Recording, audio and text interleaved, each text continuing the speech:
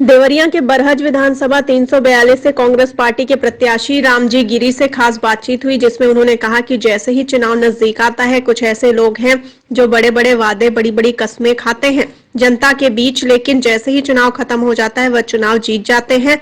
तो 5 सालों में कभी भी किए गए वादे न याद आते हैं, न कस्में याद आती हैं। मेरा ये मानना है कि अगर मुझे कांग्रेस पार्टी से टिकट मिलता है और मैं चुनाव जीतता हूं, तो मैं अपने क्षेत्र के युवाओं और अपने क्षेत्र की महिलाओं के लिए कुछ ऐसा कार्य करूंगा जिसको लोग हमेशा याद रखेंगे। मेरा सपना अपने क्षेत्र के युवाओं को उज्जवल भविष्य देना और अपने क्षेत्र का स्वयं विकास करना है। युवाओं और क्षेत्र के बच्चों को बेहतर शिक्षा की जरूरत है, क्योंकि शिक्षा एक ऐसा माध्यम है जिससे हम अपने क्षेत्र ही नहीं, अपने प्रदेश और देश को आसमान की बुलंदियों पर पहुंचाने का काम कर सकते हैं। मेरा युवाओं से अनुरोध है कि वह हमारा साथ दे, ताकि हम अपने क्षेत्र का आधुनिक विकास कर सके। आइए देखते हैं बलिया से हमारे संवाददाता डी के साथ की ये रिपोर्ट। आपका तमाम प्रदेश में आपका विधानसभा का चुनाव जुलूस होते हैं, तमाम प्रत्याशी मैदान में आए हुए हैं। इसी बीच सोच रही है कि आपका देवरिया जिले के आपका बरहज विधानसभा में जैसे युवा प्रत्याशी, युवा दिलों की धड़कन आज मैदान में जनता में जरूरत है। और आइए चलते हैं, देखते हैं आज का माहौल क्या उनका बैकग्राउंड चल रहा है। सर, सर्वप्रथम आपका परिचय और आपके बारे में हम जानना चाहेंगे। मैं रामजी गिरी, अध्यक्ष जिला कांग्रेस कमेटी देवरिया जी, और कांग्रेस पार्टी का एक छोटा सा कार्यकर्ता जी। अध्यक्ष इसलिए बताया कि चूंकि पद पर हूं इसलिए मैंने बताया, वरना मैं एक छोटा सा कार्यकर्ता हूं कांग्रेस पार्टी का। जी जी सर, और लोगों में चर्चा का विषय बना हुआ क्षेत्र की जनता में दूर दूर से पूछ रहे हैं कि क्या उनका बैकग्राउंड क्या है, उनके बारे में जानने के लिए उत्सुकता है। थोड़ा विस्तार से बताएं। अब विस्तार से राजनीतिक जीवन मेरा जो है 1984 में मैं यूथ कांग्रेस का सलीमपुर ब्लॉक का अध्यक्ष हुआ था जी। और तब से लेकर के अब तक बहुत सारे पदों पर पार्टी ने हमें जी स्थान दिया जी। और मैंने निष्ठा ईमानदारी से पार्टी की सेवा किया जी। और आज के तारीख में बरहज विधानसभा से हमें प्रत्याशी पार्टी ने बनाया है जी।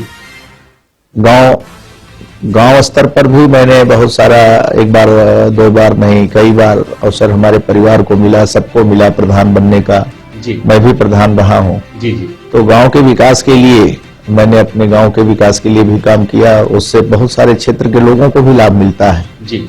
जैसे भारतीय स्टेट बैंक की स्थापना मैंने करवाया रूरल एरिया में जी। मैंने पानी के वाटर हेड टैंक को लगवाया, जिससे हमारे यहाँ 3 टाइम पेयजल, शुद्ध पेयजल मिलता है गांव वालों को। जी जी। उसके बाद से बहुत सारे ऐसे काम हैं, पोस्ट ऑफिस का मैंने स्थापना करवाया जी। यहाँ पर हमारे यहाँ रिजर्वेशन होता है रेलवे का, बहुत सारी चीजें हैं जो गांव स्तर पर जिनकी आवश्यकता थी उसको मैंने किया जी। और मेरा प्रयास ये होता है कि जो भी अपना समय है या जो हम कर सकते हैं जनता की सेवा के लिए, जी जी, उन योजनाओं को लाएं और जनता उससे सीधे लाभ ले, ये सब कार्य मैंने किया। हम जानना चाहेंगे किस मुद्दे पे मैदान में अपने मुद्दा क्या, किस मुद्दे पर चुनाव लड़ना चाह रहे हैं? देखिए, लगभग 35 वर्ष पूर्व कांग्रेस की सरकार थी, 1989 से लेकर अब तक 35 साल हो गए।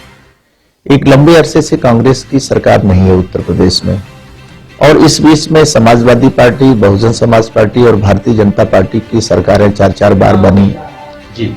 3 बार माननीय मुलायम सिंह यादव जी बने मुख्यमंत्री, एक बार माननीय अखिलेश यादव जी बने, और बहन जी को 4 बार अवसर मिला सरकार चलाने का, 4 बार मुख्यमंत्री वो भी बनी, और 4-5 बार सरकार भारतीय जनता पार्टी की बनी। बहुत सारे लोग मुख्यमंत्री हुए, उनके दल के जो वरिष्ठ नेता थे जी। सब लोगों ने काम किया। लेकिन 33 वर्ष पीछे जो उत्तर प्रदेश जिस जगह पर खड़ा था, आज 33 साल एक लंबा समय होता है। उत्तर प्रदेश को और विकसित होना चाहिए था जी। विकास की दर जो उत्तर प्रदेश की है वो और बढ़नी चाहिए थी। अब मैं बरहज की बात करता हूं, जो आज के 30-35 साल पीछे सड़कें बनी थी, अभी करमटार शेर खां से लेकर के एक सोनाड़ी गांव है, वहां एक सड़क एक दिन में जा रहा था, अभी इधर हाल की बात है, तो मैंने देखा वो सड़क पहले तो पीच थी, आज के तारीख में वो सड़क का अस्तित्व ही नहीं लगता है कि ये पीच कहां से कितनी चौड़ाई में था, कितना पतला हो गया, कितना चौड़ा हो गया।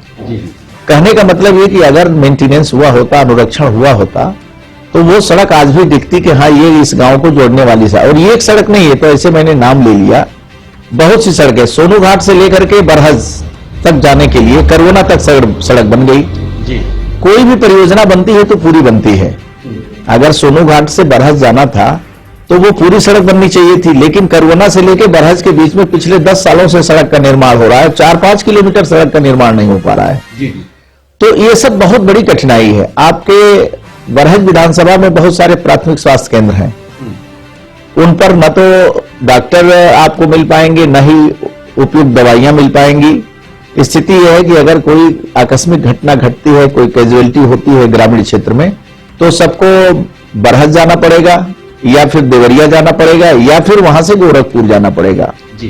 तो मेरी प्राथमिकता ये है कि जितने भी प्राथमिक स्वास्थ्य केंद्र हैं बरहज विधानसभा के अंतर्गत, उनको अपग्रेड करके, उच्चीकृत करके, उनका रोग हो, इलाज हो, उनका जो उपचार हो सके वो गांव स्तर पर हो सके, ये प्राथमिकता होगी। जी। दूसरी बात, सड़कों का जहां तक सवाल है, मुख्य सड़कों में आपका सोनू घाट से जो बरहज है, जैसे देवरिया में 2 नगर पालिका परिषदें हैं। एक नगर पालिका परिषद आपकी गौरा बरहज है और एक देवरिया है। देवरिया नगर पालिका परिषद देवरिया हेडक्वार्टर जिला मुख्यालय है। तो जिस तरह नगर पालिका परिषद गौरा बरहज को विकसित होना चाहिए, वो हो नहीं पाया। प्राथमिकता यह है कि बरहज शहर काफी विकसित हो, उसके लिए वहां मुख्य रूप से बिजली की एक बहुत बड़ी समस्या है। गांव में जितनी बिजली मिलती है उससे भी कभी कभी ऐसा सुनने में आता है कि बिजली बरहज शहर में कम मिल रही है। ये 132 केवीए का एक सब स्टेशन सैंक्शन है बरहज के लिए और अभी तक वो लगा नहीं। तो अगर उस सब स्टेशन को लगा दिया जाए तो मैं समझता हूं कि 24 घंटे बिजली नगर में मिलेगी, और जब नगर में 24 घंटे बिजली मिलेगी तो इस समस्या का निजात भी होगा। दूसरी बात, एक बहुत बड़ी सुविधा वहां के नगर वासियों को मिलेगी। ग्रामीण क्षेत्र में भी उस सब स्टेशन का लाभ मिलेगा, बरहज के अगल बगल के भी क्षेत्रों में उस सब स्टेशन का लाभ मिलेगा और बिजली की उपलब्धता निरंतर बनी रहेगी।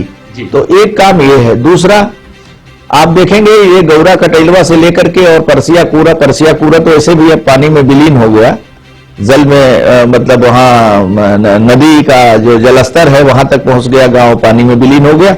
तो एक प्राथमिकता ये भी है कि ठोकर बना करके और पानी को रोक करके उसको डाइवर्ट किया जाए, ताकि जो शहर के किनारे किनारे या जो गौरवा कटेलवा जैसे अन्य गांव हैं, पैना वगैरह के होते हुए जहां तक नदी का पानी जा रहा है, उसको रोका जाए। बाढ़ की विभीषिका से प्रत्येक वर्ष जब बाढ़ का समय आता है तो सभी गांव वाले सशंकित और दुखी रहते हैं कि कब हमारा गांव विलीन हो जाएगा। तो एक बहुत बड़ा काम ये भी है कि नदी के पानी को रोक करके उसको डाइवर्ट किया जाए दूसरे तरफ। जी। उसके बाद से गांव में पेयजल की सुविधा नहीं है। 10-15% गांव में आप देखेंगे कि पानी टंकियां लगी हैं, ओवरहेड टैंक बने हैं। तो प्राथमिकता यह है कि हर गांव पंचायत में कम से कम पानी टंकी की स्थापना हो और सभी ग्राम वासियों को, बरहज विधानसभा के अंतर्गत रहने वाले गांवों में जो लोग निवास कर रहे हैं, दूषित जल से उनको मुक्ति दिलाया जाए। इसके लिए जब पानी टंकी लगेगी और निःशुल्क सभी के घरों में नल लगाया जाए, नल लगाने का प्रावधान है सरकार की तरफ से है, और पानी टंकी और नल लग जाने से होगा कि कम से कम 2 टाइम 3 टाइम लोगों को शुद्ध पेयजल मिलेगा। बहुत सारी पानी दूषित होने की वजह से भी रोग आज के तारीख में हो रहे हैं। इन सब चीजों को रोकना होगा। जी। और जहां तक विकास के संदर्भ में, तो हमारी तो प्राथमिकता ही सामाजिक जीवन में विकास से ही हमारा रिश्ता रहा। जी। विकास हमारी प्रमुख प्राथमिकता है और मेरा ये प्रयास होगा कि बरहज एक आदर्श विधानसभा के रूप में विकसित हो। जी। आज तक जिन लोगों ने काम किया उस पर कोई प्रश्न चिन्ह नहीं है, सब लोगों ने बेहतर किया होगा। लेकिन मेरा मानना है कि आने वाले दिनों में देवरिया जनपद नहीं, पूरे पूर्वांचल में बरहज विधानसभा एक मॉडल विधानसभा, विकसित विधानसभा, सभी संसाधनों से युक्त विधानसभा लोगों के बीच में दिखे और यहाँ के निवास करने वाले लोगों को ये महसूस हो कि नहीं, उन्होंने जिसको अपना आशीर्वाद देकर के जनप्रतिनिधि बनाया वो उनकी भावनाओं के अनुसार काम कर रहा है। जी। ये मेरा प्रयास होगा। जिस पार्टी से आपको टिकट मिला है, जनता जब यहाँ के विधानसभा की जनता जब वोट करेगी तो आपके फेस वैल्यू पे करेगी कि पार्टी के सिंबल पे करेगी? देखिए, पार्टी तो इस देश की आजादी की लड़ाई से लेकर के इस पार्टी का बहुत लंबा इतिहास है और ये वो पार्टी है जिसने अपने तमाम बड़े बड़े नेताओं को खोया है। जी। आपको याद होगा देश की आजादी के 1 साल बाद हमने राष्ट्रपति महात्मा गांधी को खोया। जी जी। आतंकवाद की लड़ाई ऐसी लड़ी कुछ लोगों ने, आतंकवाद को ऐसा कुछ लोगों ने आतंकवाद को अपना आधार बनाया कि उसको रोकने के लिए इंदिरा जी ने अपनी शहादत दिया। जी। आपने देखा होगा कि राजीव जी की हत्या हुई, उनकी भी शहादत हुई। तो हमारे पार्टी का तो इतिहास ही शहादत का इतिहास है। हमारे तमाम नेताओं ने देश के लिए कुर्बानी दिया है, ये हमारे पार्टी का इतिहास है। और देश की तरक्की और उत्थान के लिए देश की आजादी के बाद जो कांग्रेस पार्टी ने किया, मैं समझता हूं किसी पार्टी ने नहीं किया। हाँ ये जरूर है कि पार्टी ने काम तो किया, लेकिन पार्टी जिस स्तर पर हम सबको अपनी अच्छी बातों को या किए हुए कार्यों को बताना था, हम शायद नहीं बता पाए। नहीं तो आज हमारे पार्टी के विरुद्ध जो माहौल कुछ दलों ने बनाया और उन दलों ने उसका लाभ भी लिया, आज के तारीख में वो सरकार चला रहे हैं जी। तो हम झूठी बातें नहीं करते हैं, हम तो काम में विश्वास रखते हैं। हमारी पार्टी काम में विश्वास रखती है और हमारी पार्टी ने देश के लिए बहुत कुछ दिया है जी। और इससे बड़ा और क्या हो सकता है कि आज के तारीख में भी जितना हमारे पूर्व नेताओं को ये लोग अपमानजनक शब्दों का प्रयोग करते हैं, हमारे पार्टी का कोई भी नेता इन लोगों को इस तरह से नहीं बोलता है। हालांकि इस बात का मुझे दुख है कि कांग्रेस पार्टी के लोगों ने इस देश के तरक्की और उत्थान के लिए, निर्माण के लिए बहुत कुछ किया, उसके बाद भी आज अपमानजनक बातों को सहना पड़ता है। ये दुर्भाग्यपूर्ण है। जी सर, महंगाई को पूरे प्रदेश में महंगाई को लेकर के बड़ी जनता त्रस्त है, जनता परेशान है, हम लोग बताती है जनता। तो महंगाई को लेकर क्या सोच आती है सर? देखिए, महंगाई बहुत बड़ी समस्या है और महंगाई को रोकने के लिए जनता के पास उसका उपाय है। अभी आपने देखा होगा शिमला में 4 सीटों पर उपचुनाव हुआ और वहां पर भारतीय जनता पार्टी की सरकार है। 4 सीट हारने के बाद एक ही बार 10 रुपए 11 रुपए लीटर डीजल और पेट्रोल का दाम कम हुआ। तो जनता अगर उत्तर प्रदेश में इस बार जो 2022 का आम चुनाव है, अगर इसमें ठीक से निर्णय ले लेगी तो महंगाई तो वैसे ही समाप्त हो जाएगी। महंगाई केवल भारतीय जनता पार्टी को यह पता होना चाहिए कि जो हम कर रहे हैं अच्छा नहीं कर रहे हैं जी। और अच्छा नहीं कर रहे हैं कि देश की आजादी 1947 में हुई और के 22 तक 8 सालों में आपने उसको 1000 से अपने उसमें प्रतिज्ञा में लिखा है। हमारी पार्टी ने वचन दिया है जनता को कि 3 गैस सिलेंडर हम आम आदमी को फ्री में उपलब्ध कराएंगे प्रत्येक वर्ष। जी, ये चीज है जी, वो फ्री में हम देंगे। उसके लिए जो पैसा लगेगा या जो भी भाव होगा वो हमारी सरकार के तरफ से दिया जाएगा लोगों को निःशुल्क। जी। हर पार्टी दल से प्रत्याशी बने हुए हैं बरहज विधानसभा से, उन प्रत्याशियों के लिए उनमें आप में भिन्नता क्या है सर? नहीं, मैं किसी प्रत्याशी के न व्यक्तिगत जीवन पर जाना चाहूंगा, न किसी के बारे में कुछ कहूंगा। मैं ये जरूर जानता हूं कि जो मुझे लग रहा है, जनता में जो चर्चा है, लोगों का मानना है कि कांग्रेस का प्रत्याशी बेहतर है सबसे। जी।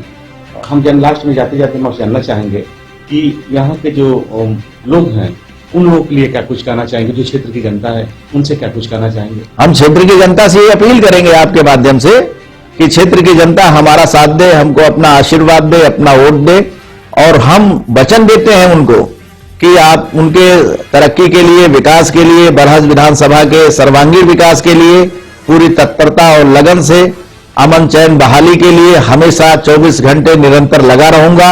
जो भी मुझसे बन सकेगा मैं उसके लिए पीछे नहीं हटूंगा और जनता की सेवा करता रहूंगा। पहले भी करता रहा, आज भी कर रहा हूं, आगे भी करता रहूंगा। क्षेत्र की जनता 3 तारीख को मतदान करेगी, तो हम आपसे लास्ट सवाल जानना चाहेंगे कि जनता से क्या कुछ कहेंगे कि जनता आपको मतदान आपको करेगी, क्या आप आपकी सोच के साथ क्या करना चाहेंगे? हम जनता से अपील कर रहे हैं कि आप हमें वोट करिए, हम आपकी भावनाओं के अनुरूप काम करेंगे, सर्वांगीण विकास करेंगे और विकास का जो पहिया हमारा है, जो रथ है, वो आगे बढ़ता रहेगा और जनता के हित के लिए कार्य करेंगे और हम इसे मॉडल विधानसभा के रूप में विकसित करेंगे। लगेगा कि हाँ, बरहज विधानसभा में विकास का कार्य हो रहा है। जी। बसंत पंचमी के शुभ अवसर पर सभी क्षेत्रवासियों, नगरवासियों को संदेश आपके द्वारा क्या है सर? हम सभी को अपने धार्मिक पर्व जो हमारे आ रहे हैं उन पर उनको हम ईश्वर से प्रार्थना करते हैं कि वो मंगल हो, सभी के लिए शुभ हो, सब लोग तरक्की करें इस नए वर्ष में। जी।